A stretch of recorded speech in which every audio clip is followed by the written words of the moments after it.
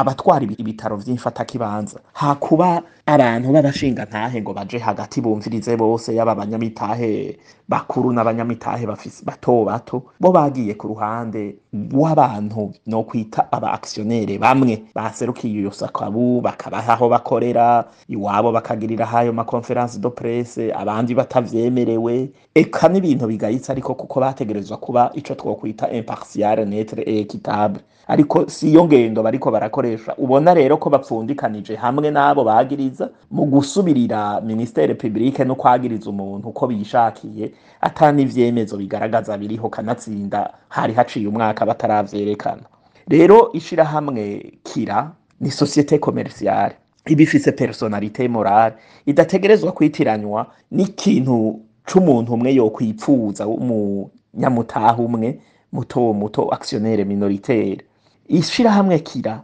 ryategerezwa gukingirwa kandi ibintu vyose vy'ingingo bigafatwa bavyumvikanye Assemblée Générale igatanga uburenganzira bw'ubu canke uriya kuja guserukira iryo shira hamwe ariko siko vyagenze kuko bategerezwa kwerekana ko ataho bahagaze kuko mu bintu nk'ivyo ubutungane bwamaze gushika aho n'ivyo vyose vyategerezwa kubera ku mu mandatère de la justice nayo ma conférence de presse ntivyabera ku muntu vyitwa ko yari guba akingira bose umuvyeyi wa bose. Rero